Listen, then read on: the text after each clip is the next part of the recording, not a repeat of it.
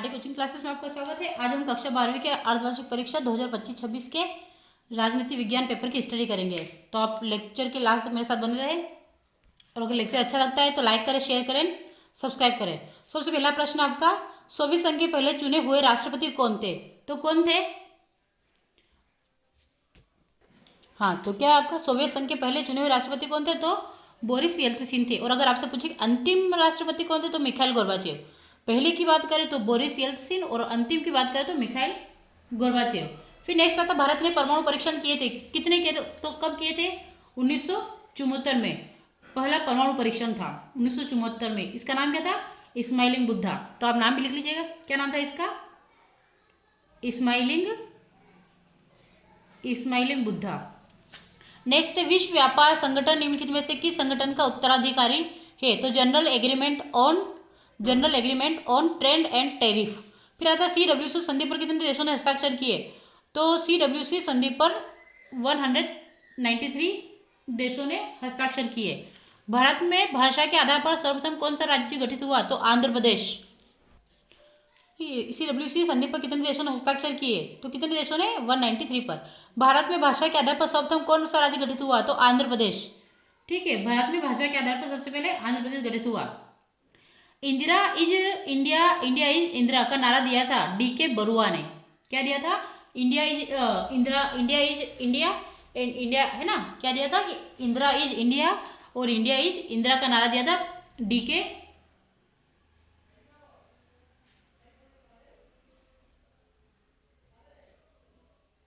ठीक है, ये गलत है। ये Indira is India, Indira is Indira का नारा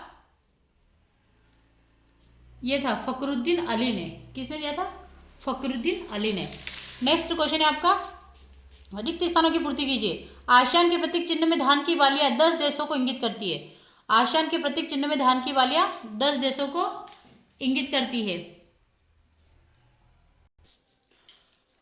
ठीक है, तो कितने? आसियान के प्रतीक चिन्ह में धान की बालियां 10 देशों को इंगित करती है। फिर नेक्स्ट है, मुक्त व्यापार संधि पर हस्ताक्षर। मुक्त व्यापार संधि पर हस्ताक्षर किसने किए थे?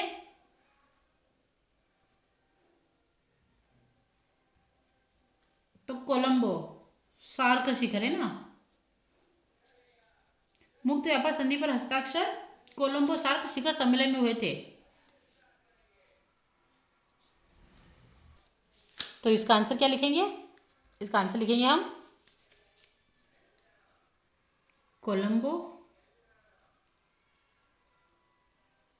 कोलंबो शिखर सम्मेलन, है ना, कोलंबो शिखर सम्मेलन। फिर नेक्स्ट, सन 2001 के सितंबर, क्या है? सन 2001 के सितंबर में आतंकवादियों ने पर हमला किया था। सन 2001 में आतंकवादियों ने हमला किया था, तो किस पर किया था? इसको वर्ल्ड ट्रेड सेंटर पर। कहाँ पे? वर्ल्ड ट्रेड सेंटर पर हमला किया था।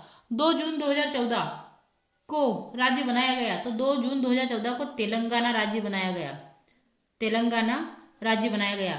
1952 के पहले आम चुनाव में लोकसभा के साथ साथ 1952 के पहले आम चुनाव में लोकसभा के साथ साथ, है ना, के लिए भी चुनाव कराए गए। तो लोकसभा के साथ साथ किसके? तो विधानसभा, क्या आएगा? विधानसभा के लिए भी चुनाव कराए गए। राष्ट्रपति फखरुद्दीन अली अहमद द्वारा 1975 को आपातकाल लागू किया गया। कब किया गया? तो फखरुद्दीन अली अहमद के द्वारा 1975 में आपातकाल लागू किया गया। फिर नेक्स्ट आता, बर्लिन की दीवार का गिरना शीत युद्ध का अंत माना जाता है। तो सत्य है, क्योंकि बर्लिन की दीवार का गिरना शीत युद्ध का अंत माना जाता है, तो ये सत्य है। फिर नेक्स्ट प्रश्न है आपका, भारत में श्रीलंका ने मुक्त व्यापार संधि पर हस्ताक्षर किए। ये भी क्या है? सत्य है। फिर आता है, संयुक्त राष्ट्र का गठन मानवता को स्वर्ग पहुंचाने के लिए नहीं बल्कि उसे नरक से बचाने के लिए हुआ है, तो ये भी सत्य है। 1956 में राज्य पुनर्गठन आयोग बनाया गया था, सत्य है। और इसी में आपका भाषा के आधार पर आंध्र प्रदेश राज्य हुआ। कांग्रेस का सन 1985 में हुआ था, तो क्या हुआ था? कांग्रेस का जन्म 1985 में हुआ, असत्य है। 1885 में हुआ था। कब हुआ था? तो अब याद रख लिएगा, 1885 में हुआ था, ना कि 1985 में। मतलब आपको इस प्रकार से घुमा के देंगे। देखो यहाँ पे खाली 1900 और 1800 का अंतर है, तो आप देख लीजिएगा। फिर पंचशील समझौता भारत और चीन के मध्य में हुआ था, तो सत्य है, पंचशील समझौता भारत और चीन के मध्य में हुआ था। अब नेक्स्ट क्वेश्चन है क्वेश्चन नंबर 4, सही जोड़ी बनाइए। तो हम इसको भी एक बार देख लेते हैं, है ना। तो सबसे पहले क्या लिखा है, भारत की जय, भारत की पराजय। तो भारत की पराजय कब हुई थी, 1962 के युद्ध में। उसके बाद आता है 1947 से 1971। तो क्या हुआ था, तो भारत और बांग्लादेश, क्या क्वेश्चन है आपका, कि 1947 से 1971 तक तो बांग्लादेश पाकिस्तान का अंग रहा। कब रहा, 1947 से 1971 तक। फिर आता है जैविक हथियार संधि। तो जैविक हथियार संधि 1972 पर लागू हुई। हैदराबाद का भारत में विलय, हैदराबाद का भारत में विलय कब हुआ था, तो 1948 में हैदराबाद का भारत में विलय हुआ था। भारत का संविधान अंगीकृत किया गया, मतलब भारत का संविधान कब अंगीकृत किया गया, तो 26 नवंबर 1949 को किया गया। 26 नवंबर 1949 को किया। शिमला समझौता हुआ, शिमला समझौता कब हुआ था, शिमला समझौता कब हुआ था, तो ये हुआ था 3 जुलाई 1972 को। और लास्ट है इंदिरा बुलाओ देश बचाओ, 1980 के चुनाव के बाद, 7वां। ठीक है, फिर नेक्स्ट क्वेश्चन है आपका, सही एक शब्द में उत्तर और वाक्य लिखिए। एक बार इसको अच्छे से देख लीजिएगा आप, है ना। तो आपका आ जाएगा, इधर देखिए, पहले 3, फिर 1, 5, 2, 4, 7 और 6। एक बार आप मैच कर लीजिएगा। अब बात करते हैं क्वेश्चन नंबर 5 की। दूसरी दुनिया किसे कहा जाता है, दूसरी दुनिया किसे कहा जाता है, तो साम्यवादी देश को किसे कहा जाएगा, साम्यवादी, साम्यवादी देश। फिर आता है आजादी के समय श्रीलंका किस नाम से जाना जाता था, तो आजादी के समय श्रीलंका सिलोन नाम से जाना जाता था। किस नाम से, सिलोन, सिलोन। फिर नेक्स्ट क्वेश्चन है, संयुक्त राष्ट्र संघ की स्थापना हुई थी। तो संयुक्त राष्ट्र संघ की स्थापना हुई थी 1945 ईस्वी में, 1945 ईस्वी में। मानवता की रक्षा या विश्व की रक्षा किसे कहते हैं, तो सामूहिक सुरक्षा, किसे कहेंगे, सामूहिक, सामूहिक सुरक्षा। भाग्य बंधु से चिर प्रतीक्षित भेंट ट्रिस्ट विद डेस्टिनी के नाम से जाना गया। भाग्य वधु से चिर प्रतीक्षित भेंट के नाम से जाना गया, किसे जाना गया, है ना, भाग्य क्या क्वेश्चन है, तो इसका आंसर लिखिए कि भाग्य वधु से चिर प्रतीक्षित भेंट ट्रिस्ट विद डेस्टिनी के नाम से जाना जाता है। इसका आंसर क्या आएगा, तो आप यहाँ पे लिख लीजिएगा कि यह भारत, यहाँ पे मैं लिख देती हूँ आपको ना। ठीक है, क्वेश्चन नंबर कौन सा है ये, क्वेश्चन नंबर ई है, क्वेश्चन नंबर 5 का ई। तो अब इसका आंसर लिख लीजिएगा, यह भारत की, भारत की आज़ादी की पूर्व संध्या, अब पूर्व संध्या मतलब 14 अगस्त, 14 अगस्त 1947 पर पंडित जवाहरलाल नेहरू का प्रसिद्ध भाषण था, का प्रसिद्ध भाषण था। ठीक है, यह भारत की आज़ादी की पूर्व संध्या यानी कि 14 अगस्त 1947 पर पंडित जवाहरलाल नेहरू का प्रसिद्ध भाषण था। तो देख लीजिएगा। अब नेक्स्ट क्वेश्चन की बात करते हैं, स्वतंत्र भारत के सामने, क्या क्वेश्चन है, स्वतंत्र भारत के सामने पहली और तात्कालिक चुनौती कौन सी है, तो कौन सी थी, देसी रियासतों का विलयीकरण। क्या आएगा, देसी रियासतों का विलय, देसी रियासतों का विलय। क्या आंसर आ जाएगा कि देसी रियासतों का विलय, या फिर राष्ट्रीय एकीकरण भी बोल सकते हैं। 1962 में चीनी आक्रमण पर आधारित फिल्म का नाम क्या है, तो चीन आक्रमण है ना, चीनी लिखा है यहाँ पे, चीनी लिखा है, देखो यहाँ पे क्या लिखा आपका, चाइनीज लिखा है ना, चाइनीज मतलब चीनी नहीं होगा, चीनी का मतलब शुगर हो जाता है, चाइनीज बोलेंगे इसको, क्या बोलेंगे, चीनी, तो चीन। तो 1962 के चीन आक्रमण पर आधारित फिल्म का क्या नाम था, तो क्या था, तो इसका आंसर लिख लीजिएगा, hawk the story of the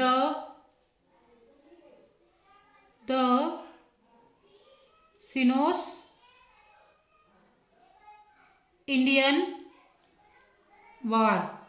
क्या आएगा, hawk the story of the Sino Indian war. ठीक है, तो ये आपका इसका आंसर हो जाएगा। और अगर 10th क्लास के बेसिस पे इसकी बात करें, इसका आंसर होगा हकीकत। क्या होगा, क्योंकि रियल स्टोरी, तो हकीकत इसका आंसर हो जाएगा, हकीकत। अब हम बात करते हैं क्वेश्चन नंबर 6 की। अब क्वेश्चन नंबर 6, शॉक थेरेपी के कोई दो परिणाम लिखे। तो देखिए शॉक थेरेपी के परिणाम, शॉक थेरेपी के परिणाम को निम्न बिंदुओं से स्पष्ट कर सकते हैं। असमानता में वृद्धि और आर्थिक परिवर्तन। हमसे दो ही पूछा, हम दो ही बताएंगे।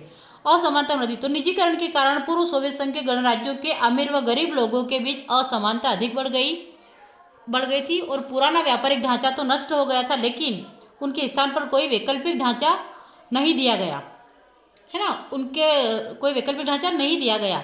शॉक थेरेपी से भूतपूर्व सोवियत संघ के खेमे के देशों की अर्थव्यवस्था चरमरा गई और लोगों को बेहतर जीवन की अपेक्षा बर्बादी का सामना करना पड़ा। दूसरा है आर्थिक परिवर्तन पर अधिक ध्यान, यानी कि आर्थिक परिवर्तन पर ही अधिक ध्यान दिया गया, जबकि लोकतांत्रिक संस्थाओं का सही निर्माण नहीं हो सका। कहीं संसद शक्तिहीन रही तो कहीं राष्ट्रपति बहुत अधिक सत्तावादी हो गए। इन देशों में संविधान निर्माण भी सही तरह से न हो सका। ये आप देख लीजिएगा, शॉक थेरेपी है ना, यहाँ पे लिख लिया आपके क्वेश्चन के सामने आरडी, ठीक है, यानी कि आरडी कोचिंग क्लासेस। फिर नेक्स्ट क्वेश्चन है, सोवियत प्रणाली से क्या आशय है। अगला क्वेश्चन क्या आपका, कि सोवियत प्रणाली से क्या आशय है। तो ये आपकी सोवियत प्रणाली, इसको देख लीजिएगा। सोवियत प्रणाली 1917 में समाजवादी क्रांति के बाद समाजवादी सोवियत गणराज्य रूस अस्तित्व में आया। समाजवादी क्रांति पूंजीवादी, ठीक है, पूंजीवादी अर्थव्यवस्था के विरोध में प्रारंभ हुई थी, है ना। और समाज क्रांति में व्यक्तिगत संपत्ति को समाप्त कर समाज को समानता के सिद्धांत पर लड़ने का एक बड़ा प्रयास था। सोवियत प्रणाली में राज्य तथा पार्टी की संस्था को प्राथमिकता दी थी। सोवियत प्रणाली के आधारशिला वहां की राजनीतिक पार्टी कम्युनिस्ट पार्टी थी, जिसने सोवियत प्रणाली में पूंजीवादी व्यवस्था को पनपने नहीं दिया। ठीक है, दिया इसका आंसर हो जाएगा। नेक्स्ट क्वेश्चन की बात करते हैं। अगला क्वेश्चन है, क्षेत्रीय संगठनों को बनाने के उद्देश्य क्या है। नेक्स्ट क्वेश्चन क्या है, क्षेत्रीय संगठनों को बनाने के उद्देश्य क्या है। तो आप एक बार ये भी देख लीजिए, क्षेत्रीय संगठनों को बनाने के उद्देश्य, ये आपका क्षेत्रीय संगठनों को बनाने का उद्देश्य अपने अपने इलाकों में चलने वाली ऐतिहासिक दुश्मनियों को भुला देना, साथ ही साथ जो भी कमजोरियां या कठिनाइयां क्षेत्रीय देशों के सामने आए, उन्हें परस्पर सहयोग से स्थानीय स्तर पर उनका समाधान ढूंढने के प्रयास किए जाए। ये हो जाएगा आपका 7वां क्वेश्चन। अब 7वें के अथवा की बात करते हैं। 7वें का अथवा क्या है, आसान वे या आसान शैली क्या है। ये आपका क्वेश्चन, आसान वे वह कूटनीति पद्धति है जिसमें सदस्य देश परस्पर हस्तक्षेप नहीं करते और सभी निर्णय सर्वसम्मति से शांति व सम्मान के साथ लिए जाते हैं। यह शांतिपूर्ण संवाद और सहयोग पर आधारित तरीका है, इसलिए आसान वे क्या है, तो वह कूटनीति पद्धति। आप देख लीजिएगा, स्क्रीनशॉट ले लीजिएगा। ये क्वेश्चन नंबर 7वें का अथवा है। अब हम बात करते हैं क्वेश्चन नंबर 8वें की। क्वेश्चन नंबर 8 की, ऐसे दो मसलों के नाम बताए जिन पर भारत बांग्लादेश के बीच आपसी सहयोग है। ऐसे दो मसलों के नाम बताए जिसमें भारत बांग्लादेश के बीच में आपसी सहयोग है। तो इसको देख लेते हैं एक बार हम, है ना। तो थोड़ा सा हम डार्क रखेंगे क्योंकि शायद उसमें क्लियरिटी नहीं आ रही है और हमें क्लियरिटी चाहिए। ठीक है, तो क्या है, ऐसे दो मसलों के नाम बताइए। तो ये भारत बांग्लादेश का यह आंसर आ जाएगा आपका।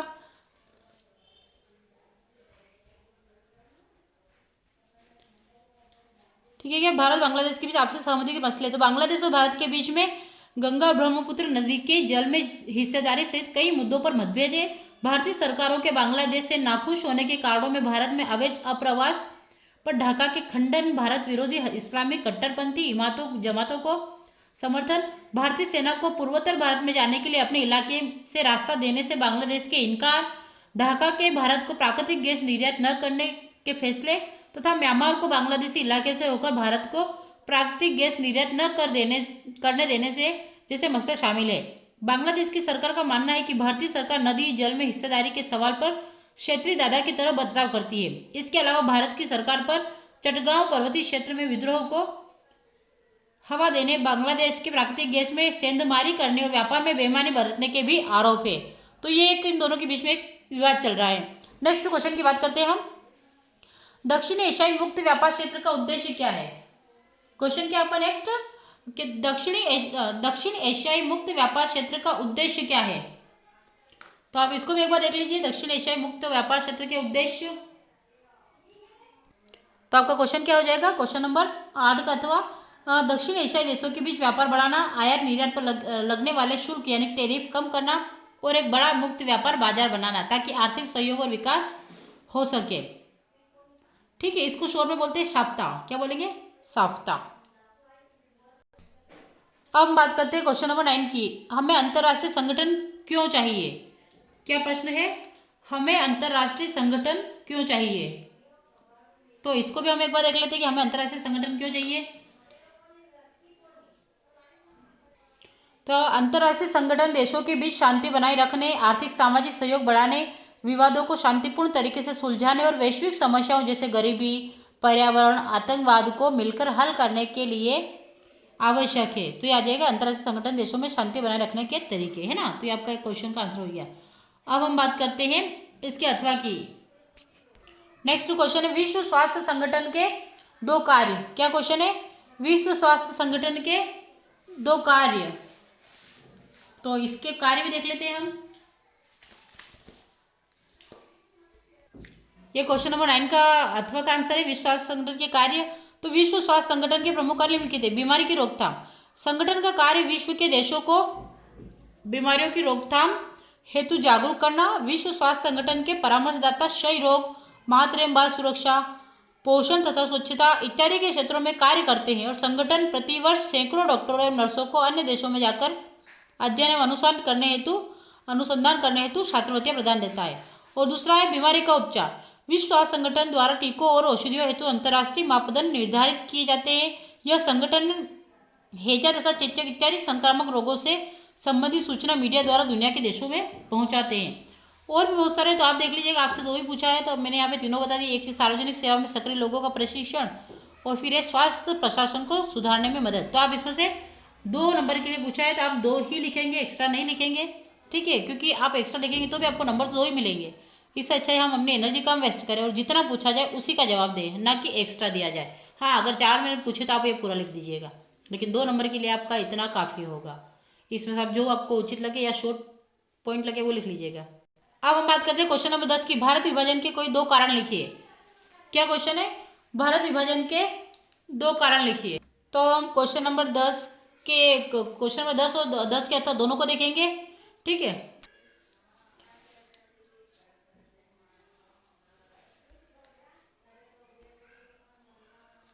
तो ये आपका पहला क्या है कि भारत विभाजन के 2 कारण।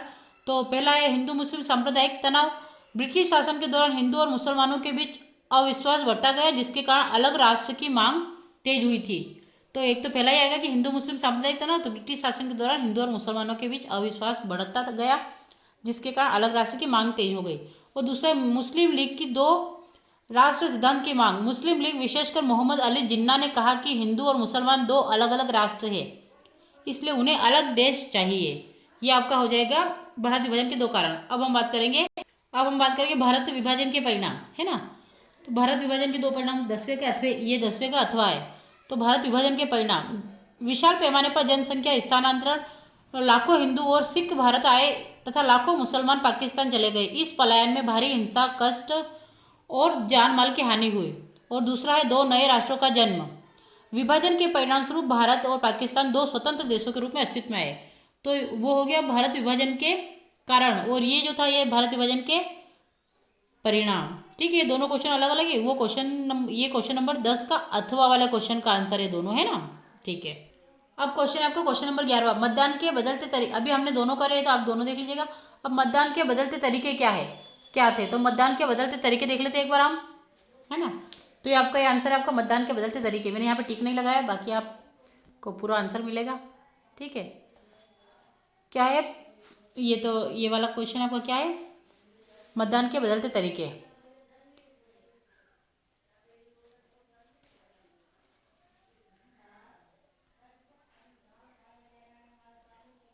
ठीक है, तो मतदान के बदलते तरीके का वर्णन। प्रथम आम चुनाव 1952 से लेकर वर्तमान तक सब मतदान के तरीकों में व्यापक परिवर्तन आया।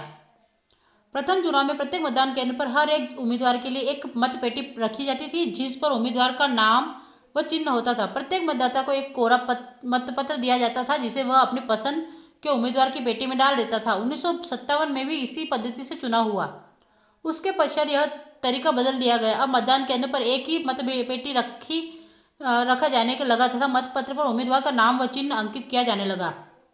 इस पर मतदाता अपनी पसंद के उम्मीदवार के नाम व चिन्ह के सम्मुख मत अंकित करता है। इस पद्धति से 40 वर्षों तक चुनाव होते रहे। 1990 के दशक के अंत में चुनाव आयोग ने इलेक्ट्रॉनिक वोटिंग मशीन यानी कि ईवीएम का इस्तेमाल शुरू किया।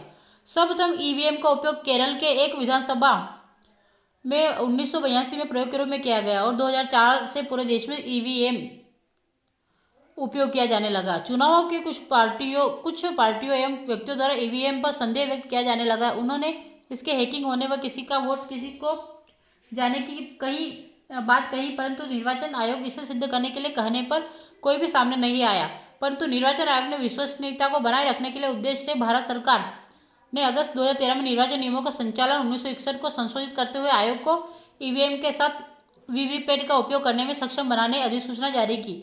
आयोग ने नागालैंड विधानसभा के नागसेक निर्वाचन क्षेत्र में उप निर्वाचन 2013 में पहली बार ईवीएम के साथ वीवीपैट का उपयोग किया।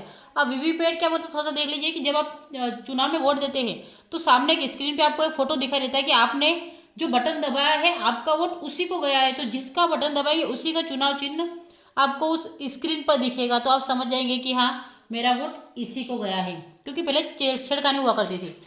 अब हम बात करते हैं क्वेश्चन नंबर। अब इसमें से मैंने जो बताया इसमें से आप अपने हिसाब से शॉर्ट करके लिख लीजिएगा। नेक्स्ट क्वेश्चन है कांग्रेस के प्रभुत्व की प्रकृति को उदाहरण देकर बताइए। तो इसके लिए भी आप देख लेते हैं। अब क्वेश्चन है स्वतंत्रता के बाद करीब 3 दशकों तक भारत की राजनीति में कांग्रेस का प्रभुत्व था। इसकी प्रकृति को निम्न उदाहरणों से समझा जा सकता है। पहला, व्यापक जनाधार। कांग्रेस आज़ादी के आंदोलन की मुख्य पार्टी थी, इसीलिए जनता में उसका बहुत भरोसा था। 1952, 1957 और 1962 तीनों आम चुनावों में कांग्रेस को भारी बहुमत मिला था। तो व्यापक जनाधार के कारण। दूसरा, संगठनात्मक शक्ति। हाँ, तो कांग्रेस के पास सभी वर्गों, धर्मों और क्षेत्रों से नेता थे, जिससे पार्टी हर जगह लोकप्रिय थी। उदाहरण के लिए जवाहरलाल नेहरू, पटेल, राजेंद्र प्रसाद, मौलाना आजाद जैसे विविध लीडर एक ही पार्टी में थे। फिर तीसरा आता है विपक्ष की कमजोरी। विपक्ष की कमजोरी के लिए अन्य दल या तो नए बने थे या बहुत छोटे थे, इसीलिए कांग्रेस को चुनौती नहीं दे पाए।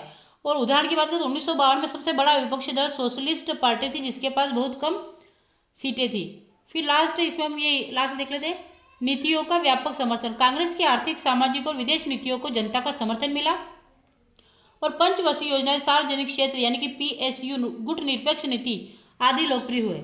और एक और इसमें पांचवा, एक दलीय प्रभुत्व लेकिन लोकतांत्रिक ढांचा। कांग्रेस का प्रभुत्व तानाशाही जैसा नहीं था, चुनाव नियमित, स्वतंत्र और निष्पक्ष थे। और 1977 में जब जनता ने कांग्रेस को नकार दिया तो वह सत्ता से बाहर हो गई और लोकतंत्र बना रहा। वो मैंने बड़ा बता दिया। अगर आपको सिर्फ 2 से 3 नंबर के लिए चाहिए तो आप अगर 2 से 3 नंबर के लिए इतना सा कर लीजिएगा कि स्वतंत्रता के बाद कांग्रेस का प्रभुत्व इसलिए था क्योंकि उसके पास व्यापक जन समर्थन, अनुभवी नेतृत्व, मजबूत संगठन और कमजोर विपक्ष था। और 1952 से 1967 तक वह चुनाव में उसे लगातार भारी बहुमत इसके प्रभुत्व के स्पष्ट उदाहरण है। तो ये आपका 2 से 3 नंबर का हो जाएगा। अब हम थोड़ा सा स्पीड में चलेंगे, है ना। योजना आयोग के 2 उद्देश्य लिखिए। क्या पूछा गया है? योजना आयोग के 2 उद्देश्य लिखिए। योजना आयोग के 2 उद्देश्य। तो ये आपके योजना आयोग के 2 उद्देश्य है।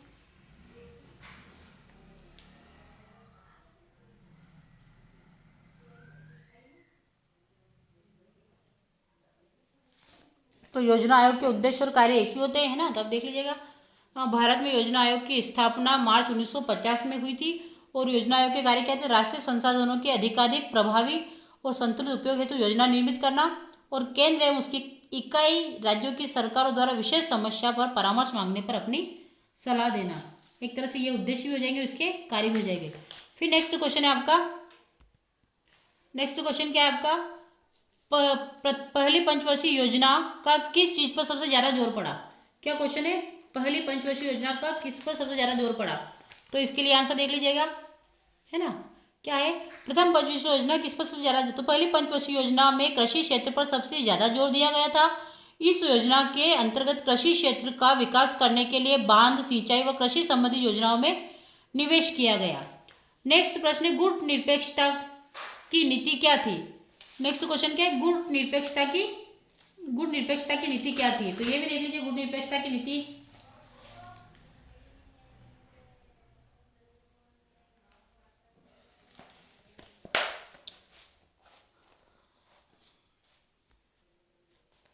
भारत सरकार ने आधिकारिक तौर पर किसी परमाणु नीति की घोषणा नहीं की, लेकिन परमाणु शक्ति व हथियारों के संबंध में उसके दृष्टिकोण के आधार पर भारत की परमाणु नीति की अग्रविक्रय विशेषताएं आई सामने। और अगर आपसे गुट निरपेक्षता की नीति की बात करें तो ये आप नीति और संक्षेप में उल्लेख कर सकते तत्वों का असंलग्नता तथा गुट निरपेक्षता के कर्णधारों ने उसके निम्नलिखित 5 आवश्यक तत्व बताए।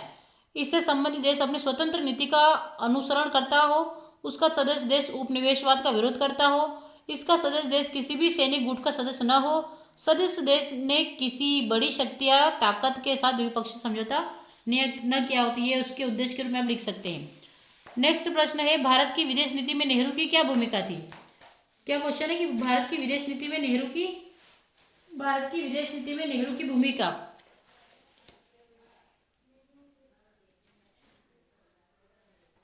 भारत की विदेश नीति में नेहरू की भूमिका,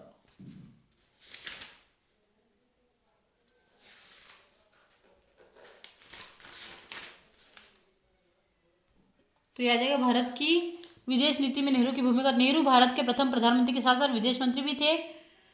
सन 1946 में 1964 तक भारतीय विदेश नीति को पूर्णतः प्रभावित किया है। नेहरू की विदेश नीति का प्रमुख तत्व कठिन संघर्ष से प्राप्त संप्रभुता को बचाए रखना था। उनका मानना था कि विदेश नीति के सफल संचालन द्वारा ही स्वतंत्रता को बनाए रखा जा सकता है। भारत गुट निरपेक्षता की नीति का पालन करते हुए स्वतंत्र विदेश नीति निर्धारित करना चाहता था, जिससे वह देश हित में निर्णय ले सके। स्वतंत्र विदेश नीति के कारण ही भारत उपनिवेशिक प्रणाली का विरोध कर सका। उसने नव स्वतंत्र देशों को भी दोनों खेमों से दूर रहने की सलाह दी तथा इंडोनेशिया की आज़ादी के लिए प्रयास कहती हो जाएगा आपका। ठीक है, तो ये क्वेश्चन हो जाएगा आपका, भारत की विदेश नीति नेहरू की क्या भूमिका थी। इंदिरा बनाम सिंडिकेट क्या था, तो आप इसमें सिंडिकेट वाला क्वेश्चन लिख दीजिएगा। इंदिरा बनाम सिंडिकेट तो नहीं, लेकिन मैं आपको ये बता दूंगी कि सिंडिकेट होता क्या है। ठीक है, कि सिंडिकेट होता क्या है, तो ये देखिए सिंडिकेट क्या होता है ना, ये आपका आंसर है सिंडिकेट। सिंडिकेट का क्या अर्थ है, तो 1960 के दशक की कांग्रेस पार्टी के संदर्भ में सिंडिकेट का अर्थ कांग्रेस के भीतर ही कुछ ताकतवर व प्रभावशाली नेताओं का समूह था। सिंडिकेट का नेतृत्व तमिलनाडु के भूतपूर्व मुख्यमंत्री के कामराज ने किया था, जो कि उस समय कांग्रेस पार्टी के अध्यक्ष भी थे। इसमें कुछ शक्तिशाली नेता जैसे S.K. Patil, S. Nijalingappa, N. Sanjeeva Reddy और अतुल्य घोष भी शामिल थे। अब हम आते हैं नेक्स्ट प्रश्न की। नेक्स्ट प्रश्न है, राम मनोहर लोहिया का गैर कांग्रेसवाद क्या है। राम मनोहर लोहिया का गैर कांग्रेसवाद क्या है, तो यहाँ पे गैर कांग्रेसवाद तो नहीं, लेकिन मैं को ये बता दूं कि राम मनोहर लोहिया थे कौन। तो राम मनोहर लोहिया भारतीय राजनीति में गैर कांग्रेसवाद के जन्मदाता थे और उनके अथक प्रयासों की वजह से 1967 में कई राज्यों में कांग्रेस की पराजय हुई। ठीक है, इसीलिए क्वेश्चन क्या पूछा गया है,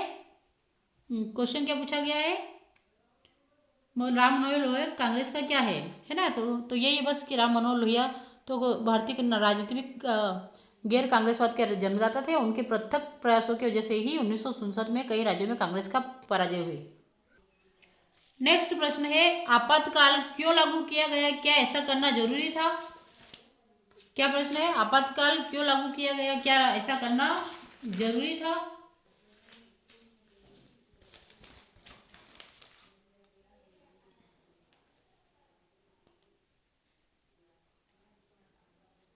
तो ये आपका आपातकाल, पहले ये देख लेते आपातकाल क्या है। तो आपातकाल क्या है, तो स्वतंत्रता प्राप्ति के पश्चात भारत को अनेक समस्याओं का सामना युद्ध स्तर पर करना पड़ा। इसी बात को ध्यान में रखकर संविधान निर्माताओं ने केंद्र सरकार को ऐसी शक्तियां प्रदान की जिसमें वह संकट काल में उत्पन्न स्थितियों का सामना प्रभावशाली तरीके से कर सके। देश की सुरक्षा, एकता तथा अखंडता को बनाए रखने के लिए भारत के संविधान में कुछ आपातकालीन प्रावधान किए गए, जैसे परिणाम। ठीक है, तो आप देख लीजिए, मैं बता देता हूँ ये भी क्वेश्चन।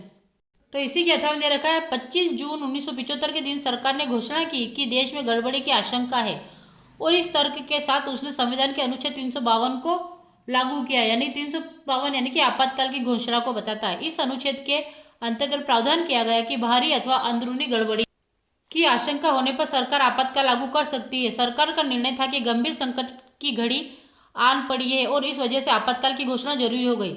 आपातकाल के दौरान हुए संवैधानिक संशोधन। तो इंदिरा गांधी के मामले में इलाहाबाद उच्च न्यायालय के फैसले की पृष्ठभूमि में संविधान में संशोधन हुआ। इस संशोधन के द्वारा प्रावधान किया गया कि प्रधानमंत्री, राष्ट्रपति और उपराष्ट्रपति पद के निर्वाचन को अदालत में चुनौती नहीं दी जा सकती। आपातकाल के दौरान ही संविधान का 42वां संशोधन पारित हुआ। इस संशोधन के जरिए संविधान के अनेक हिस्सों में बदलाव किए गए। 42वें संविधान संशोधन के जरिए हुए अनेक बदलावों में एक था देश की विधायिका के कार्यकाल को 5 से बढ़ाकर 6 साल तक करना। यह व्यवस्था मात्र आपातकाल की अवधि भर के लिए नहीं की गई, इसे आगे के दिनों में भी स्थायी रूप से लागू किया जाना था। इसके अतिरिक्त अब आपातकाल के दौरान चुनाव को 1 साल के लिए स्थगित किया जा सकता था। इस तरह देखें तो 1971 के बाद अब चुनाव 1976 के बदले 1978 में करवाए जा सकते थे। अब हम बात करते हैं नेक्स्ट क्वेश्चन की। क्या है? बिहार के छात्र आंदोलन के 2 कारण लिखिए, है ना। क्या है? बिहार के छात्र आंदोलन के 2 कारण लिखिए। तो इसको भी देख लेते हैं एक बार।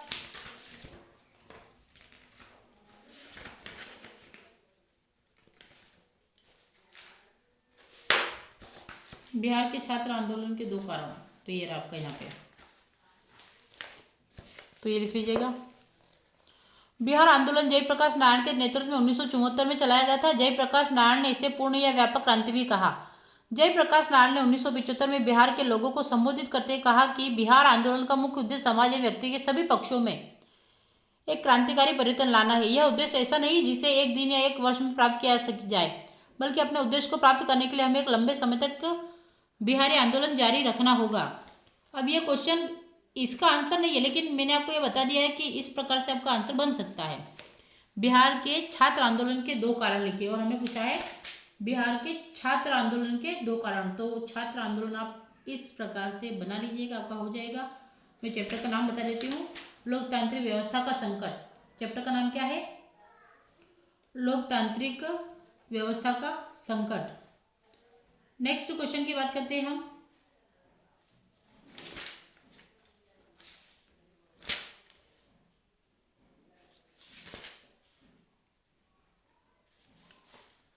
अब आशान समुदाय के मुख्य स्तंभों एवं उनके उद्देश्य लिखिए। आशान समुदाय के मुख्य स्तंभों एवं उनके उद्देश्यों को लिखिए। तो ये देख लेते हैं हम, ये आपका आंसर है। आशान समुदाय के मुख्य स्तंभ उनके उद्देश्य। तो आंसर आशान समुदाय के आशान सुरक्षा समुदाय, आशान आर्थिक समुदाय और आशान सामाजिक सांस्कृतिक समुदाय। 2003 में आशान के 3 स्तंभों के आधार पर इसे समुदाय बनाने की दिशा में प्रयास किया गया। निम्न उद्देश्य थे। आशान सुरक्षा समुदाय, यह क्षेत्रीय विवादों को सैनिक टकराव तक न ले जाने की सहमति पर आधारित इस स्तंभ के उद्देश्य में सम्मिलित है। आसियान सदस्य देशों में शांति, निष्पक्षता, सहयोग तथा हस्तक्षेप को बढ़ावा देना, साथ ही राष्ट्रों के आपसी अंतर तथा संप्रभुता के अधिकारों का सम्मान करना। आसियान आर्थिक समुदाय, आसियान आर्थिक समुदाय का उल्लेख आसियान देशों का साझा बाजार उत्पादन आधार तैयार करना तथा इस क्षेत्र के सामाजिक और आर्थिक विकास में सहायता करना। यह संगठन इस क्षेत्र के देशों के आर्थिक विवादों को निपटाने के लिए बनी वर्तमान व्यवस्था को भी सुधारता है। फिर सामाजिक सांस्कृतिक समुदाय, आसियान का यह समुदाय विकसित देशों में शैक्षिक विकास, समाज कल्याण, जनसंख्या नियंत्रण के साथ साथ सदस्य देशों के बीच सामाजिक और सांस्कृतिक विचारधारा का प्रचार प्रसार करके संवाद और परामर्श के लिए भी था। तो हो जाएगा इसका। फिर नेक्स्ट क्वेश्चन है, 1970 के दशक में चीनी नेतृत्व के कौन से मुख्य नीति संबंधी निर्णय, क्या क्वेश्चन है आपका? 1970 के दशक में चीनी नेतृत्व में कौन से मुख्य नीति संबंधी निर्णय लिए? तो हम इसका भी एक बार आंसर देख लेते हैं, या फिर हम होगा तो मैं आपको बाद में बता दूंगी, नहीं तो, है ना। तो आपका आंसर जाएगा 1970 के दशक में चीनी नेतृत्व द्वारा लिए गए मुख्य नीति संबंधी निर्णय। पहला क्या? सांस्कृतिक क्रांति का अंत। तो 1976 में माओ के निधन के बाद सांस्कृतिक क्रांति को समाप्त घोषित किया गया और इसका उद्देश्य चीन को राजनीतिक उथल पुथल से बाहर निकालना। फिर 4 आधुनिकीकरण नीति। 1970 के दशक के अंत में डेंग सियाओपिंग ने यह नीति अपनाई। इसमें 4 क्षेत्र शामिल थे। पहला था कृषि, दूसरा उद्योग, तीसरा रक्षा, चौथा विज्ञान एवं प्रौद्योगिकी। फिर अगला आता है, अगली नीति आर्थिक सुधारों की शुरुआत। सरकारी नियंत्रण कम करके बाजार आधारित व्यवस्था की तैयारी शुरू हुई। कृषि में घर परिवार उत्तरदायित्व प्रणाली की नींव इसी समय पड़ी। फिर आता है विदेशों के प्रति खुलापन। चीन ने धीरे धीरे विदेशी व्यापार संबंध बढ़ाने शुरू किए, अमेरिका के साथ संबंध सामान्य होने लगे और 1972 में निक्सन की चीन यात्रा एक बड़ा मोड़ थी। चीन ने धीरे धीरे देशी व्यापार संबंध बढ़ाने के शुरू किए। ठीक है, ये हो गया। अभी पांचवा लास्ट, राजनीतिक नेतृत्व में परिवर्तन। तो माओ की मृत्यु 1976 के बाद गैंग ऑफ फोर को हटाया गया और देंग सियाओपिंग का प्रभाव बढ़ा। इससे चीन धीरे धीरे सुधारवादी मार्ग पर आया। अगर इसको आपको शॉर्ट में लिखना है तो इसका एक शॉर्ट का भी आंसर बता देती हूँ, या पॉइंट बना के लिख लीजिएगा और इसका शॉर्ट का आंसर भी बता देती हूँ, ताकि अगर आपको बड़े में दिक्कत हो तो छोटा लिख लें। तो ये आपका छोटा सा आंसर हो जाएगा 3 नंबर के लिए। क्या क्वेश्चन है? तो आंसर हो जाएगा इसका, किसका है ये? क्वेश्चन नंबर 16 का अथवा है ना, ये वाला। मैंने अभी बड़ा बताया, छोटा बता रही हूँ। इसमें आपको क्या करना है कि 1970 के दशक में चीन ने सांस्कृतिक क्रांति को समाप्त किया। डेंग सियाओपिंग के नेतृत्व में 4 आधुनिकीकरण नीति अपनाई, आर्थिक सुधारों की शुरुआत की और विदेशों के प्रति खुला रवैया अपनाया। इस दशक ने चीन को समाजवादी नियंत्रण से बाजार आधारित सुधारों की ओर मोड़ दिया। तो मैंने जो बताया ये 3 नंबर के लिए, 2 नंबर के लिए, और इससे पहले जो बताया वो 4 पे 5 नंबर के लिए। तो वैसे आपके स्पेशली तो 4 नंबर के लिए आते, 5 नंबर का तो आता ही नहीं है, तो आप देख लीजिएगा। अब हम आते थे क्वेश्चन नंबर 17। क्वेश्चन नंबर 17 क्या कहता है? खतरे के नए स्रोत कौन कौन से, किन्हीं 3 को समझाइए। क्या क्वेश्चन 17 क्या बोलता है कि खतरे के सिग्नल कौन कौन से हैं, किन्हीं 3 को समझाइए। तो ये रहा आपका खतरे के सिग्नल। तो खतरे के नए नए स्रोत, खतरों के प्रमुख स्रोत है आतंकवाद, वैश्विक निर्धनता और महामारियां। आतंकवाद, तो आतंकवाद का आशय राजनीतिक खून खराबे से है, जैसे आजकल होता रहता है, जो जानबूझकर बिना किसी कारण के नागरिकों को अपना निशाना बनाता है। आतंकवाद के अपरिचित परिचित उदाहरण है विमान अपहरण अथवा भीड़ भरी जगहों जैसे रेलगाड़ी, होटल, बाजार या ऐसी ही अन्य जगहों पर बम लगाना, जैसे अभी दिल्ली में हुआ। वैश्विक निर्धनता, खतरे का एक और स्रोत वैश्विक निर्धनता है। विश्व की जनसंख्या फिलहाल 770 करोड़ है और यह आंकड़ा 21वीं सदी के मध्य तक 1000 करोड़ हो जाएगा। कुल जनसंख्या वृद्धि का 50% सिर्फ 6 देशों भारत, चीन, पाकिस्तान, नाइजीरिया, बांग्लादेश और इंडोनेशिया में है। अनुमान है कि अगले 50 सालों में दुनिया के सबसे गरीब देशों में जनसंख्या 3 गुनी बढ़ेगी, जबकि इस अवधि में अनेक धनी देशों की जनसंख्या घटेगी। अब बात करते हैं महामारी की। तो HIV, एड्स, बर्ड फ्लू और सोर्स जैसे सीवियर एक्यूट रेस्पिरेटरी सिंड्रोम जैसी महामारियां आप्रवास, व्यवसाय, पर्यटन और सैन्य अभियानों के जरिए बड़ी तेजी से विभिन्न देशों में फैली। Ebola virus, Hanta virus, hepatitis C जैसी कुछ नई महामारियां उभरी है, जिनके बारे में जानकारी भी कुछ खास नहीं। टीबी, मलेरिया, डेंगू, बुखार और हैजा जैसी पुरानी महामारियों ने औषधि प्रतिरोधक रूप धारण कर लिया और इससे इनका उपचार कठिन हो गया। जानवरों में महामारी फैलने के भारी आर्थिक दुष्प्रभाव हुए। तो ये आ जाएगा आपका खतरों के नए स्रोत कौन कौन से हैं। अब बात करते हैं नेक्स्ट प्रश्न की। तो आपका नेक्स्ट प्रश्न कौन सा है इसका? शक्ति संतुलन क्या है, कोई भी देश इसे कैसे कायम रख सकता है? क्वेश्चन क्या आपका? शक्ति संतुलन क्या है, कोई भी देश इसे कैसे कायम रख सकता है? तो शक्ति संतुलन क्या है इसे भी हम देख लेते हैं एक बार। तो इसमें देखो 2 प्रकार से 2 प्रश्न इसमें। पहला है, इसको 2 प्रकार से आपने पूछा है। क्या पूछा है? पहला कि शक्ति संतुलन क्या है। तो शक्ति संतुलन का अर्थ है किसी भी देश को इतना सबल नहीं बनने दिया जाए कि वह दूसरों की सुरक्षा के लिए खतरा बन जाए। शक्ति संतुलन के अंतर्गत विभिन्न राष्ट्र अपने आपसी संबंधों को बिना किसी बड़ी शक्ति के हस्तक्षेप के स्वतंत्रतापूर्वक संचालित करते हैं। इस प्रकार यह एक विकेंद्रित व्यवस्था है जिसमें शक्ति तथा नीतियां निर्माणक इकाइयों के हाथों में ही रखी जाती है। मार्गेंतो के अनुसार शक्ति संतुलन अंतर्राष्ट्रीय संबंधों में सामान्य सामाजिक सिद्धांत की अभिव्यक्ति है। और इसके साथ ही आपसे क्वेश्चन पूछा, ये क्वेश्चन था शक्ति संतुलन क्या है, कोई देश शक्ति संतुलन कैसे कायम रख सकता है। तो उसके आगे आप लिखेंगे शक्ति संतुलन बनाए रखने के उपाय, डायरेक्ट हेडिंग डाल के। एक देश निम्नलिखित उपाय करके शक्ति संतुलन को कायम रख सकता है। शक्ति संतुलन बनाने के लिए साधारण तरीका गठजोड़ एवं प्रति गठजोड़ है। यह प्रणाली बहुत पुरानी है। इसका उद्देश्य होता है किसी राष्ट्र की शक्ति बढ़ाना। छोटे और मध्यम राज्य इस प्रणाली द्वारा अपना अस्तित्व बनाए रखते हैं। शक्ति संतुलन बनाए रखने का एक तरीका शस्त्रीकरण एवं निशस्त्रीकरण है। शक्ति संतुलन बनाए रखने के विभिन्न राज्यों में समय समय पर शस्त्रीकरण एवं निशस्त्रीकरण पर जोर दिया गया है। ये आपका क्वेश्चन हो जाएगा। ठीक है, अब हम बात करते हैं क्वेश्चन नंबर 18 की। निम्नलिखित पर टिप्पणी लिखिए। तो योजना आयोग तो आपको मिल ही जाएगा, आप देख लीजिएगा। नीति आयोग को ही आजकल योजना आयोग कहते हैं, तो दोनों एक दूसरे के पूरक है। फिर नीति आयोग क्या होता है, तो मैं आपको नीति आयोग बता देती हूँ कि नीति आयोग होता क्या है। तो आपका नीति आयोग से योजना आयोग भी बन जाएगा। ठीक है, तो ये आपका नीति आयोग है ना। तो नीति आयोग देख लीजिए, नीति आयोग क्या होता है। तो भारत सरकार ने योजना आयोग के स्थान पर एक नई संस्था नीति आयोग राष्ट्रीय भारत परिवर्तन संस्था की स्थापना की। यह संस्था 1 जनवरी 2015 को अस्तित्व में आई।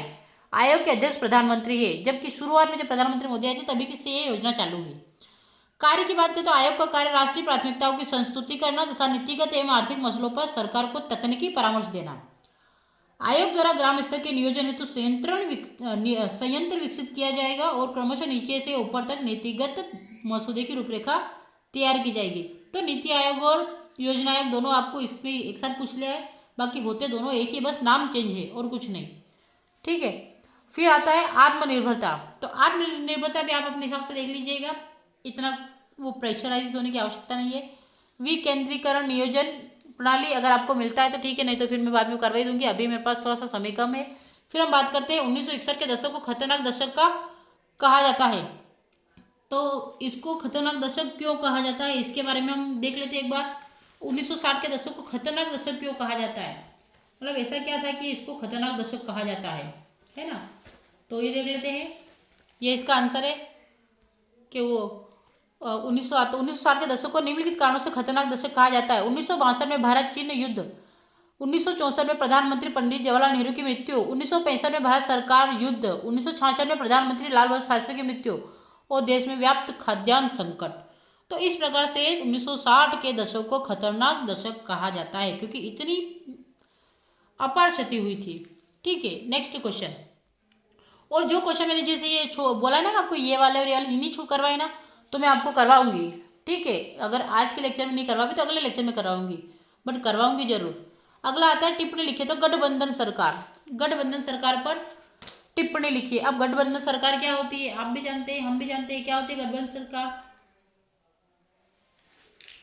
तो आपकी ये गठबंधन सरकार है, देख लीजिए क्या क्वेश्चन है। जब किसी भी राजनीतिक दल को सरकार बनाने के लिए आवश्यक बहुमत प्राप्त नहीं होता तो कुछ दल न्यूनतम साझा कार्यक्रम बनाकर सरकार बनाने के लिए आपस में गठजोड़ लेते हैं। ऐसे गठजोड़ को गठबंधन की सरकार कहा जाता है।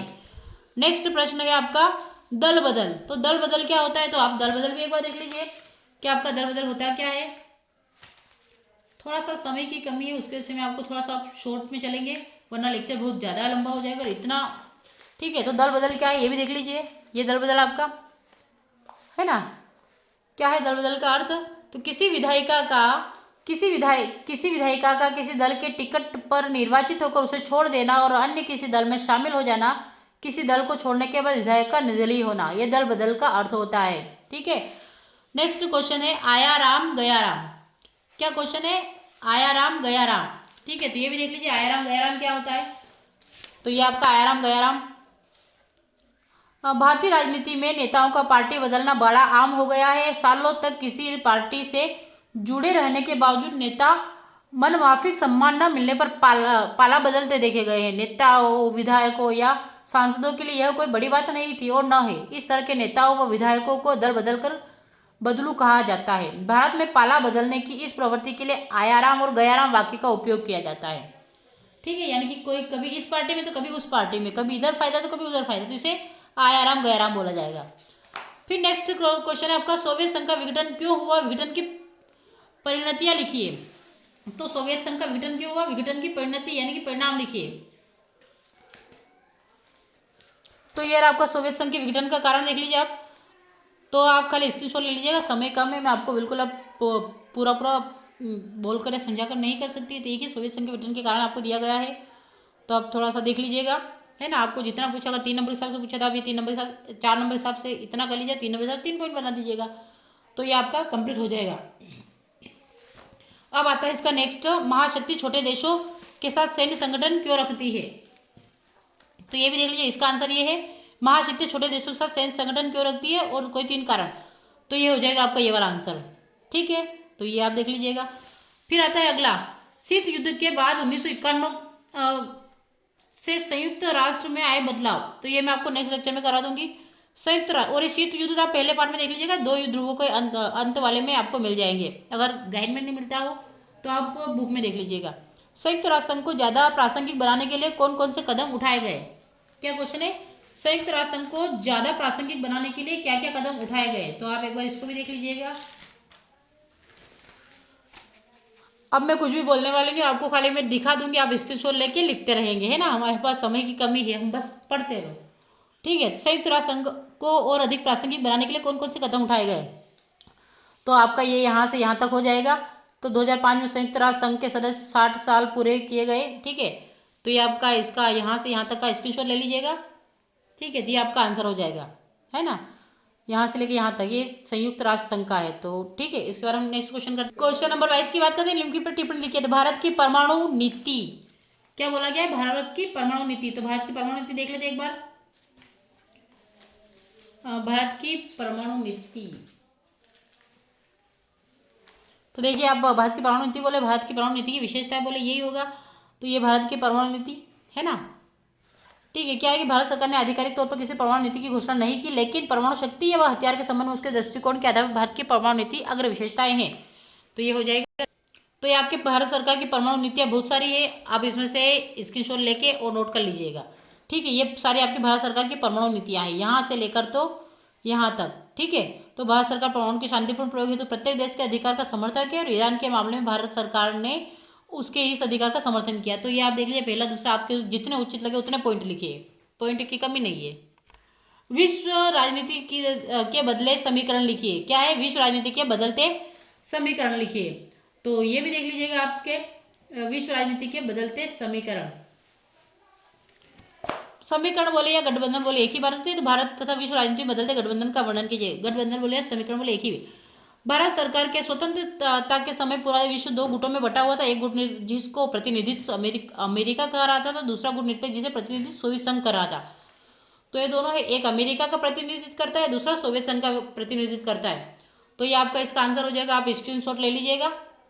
ठीक है, भारत सरकार तथा विश्व राजनीति में बदलते गठबंधन का वर्णन कीजिए। तो ये आपका पूरा आंसर है। अब बात करते हैं अगले क्वेश्चन की।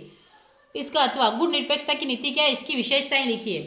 क्या क्वेश्चन है? गुट निरपेक्षता की नीति क्या है, इसकी विशेषताएं लिखिए। तो इसको भी देख लीजिए, गुट निरपेक्षता की नीति क्या है, इसकी विशेषता है। ये आपका गुट निरपेक्षता की विशेषता है। भारत की गुट निरपेक्षता की नीति विशेषता लिखिए। शुद्ध युद्ध को कम करना, विश्व राजनीति में विवादों को टालना। तो दो तो ये हो गए। ठीक है, अगर आपसे 2 नंबर के लिए पूछा है तो इतना करेंगे, और अगर 4 नंबर के लिए पूछा तो 2 पॉइंट तो ये हो गए, बाकी आगे पॉइंट भी देख लेंगे। बाकी 2 पॉइंट के अलावा आगे के पॉइंट ये रहे। ये निःशस्त्रीकरण अस्त्र नियंत्रण की दशा में प्रगति, फिर अविकसित राष्ट्रों के मध्य आर्थिक सहयोग विकास, और विश्व शांति के क्षेत्र में संयुक्त राष्ट्र संघ का भरपूर सहयोग। तो ये हो जाएंगे आपके विशेषताएं। अब बात करते हैं नेक्स्ट प्रश्न की। नेक्स्ट प्रश्न क्या हमारा यह है, हमारी राज्यव्यवस्था के निम्नलिखित पक्ष पर आपातकाल का क्या असर रहा। अपने विचार लिखिए, और इसके अथवा में आपका 1975 में राष्ट्रीय आपातकाल की घोषणा क्यों हुई, इसके कारण लिखिए। तो आपातकाल की घोषणा के लिए आप इंदिरा गांधी को जान लीजिएगा, तो आपातकाल की घोषणा क्यों हुई पता चल जाएगा। अब ये क्वेश्चन आप अपनी इच्छा से करें। Thank you for watching.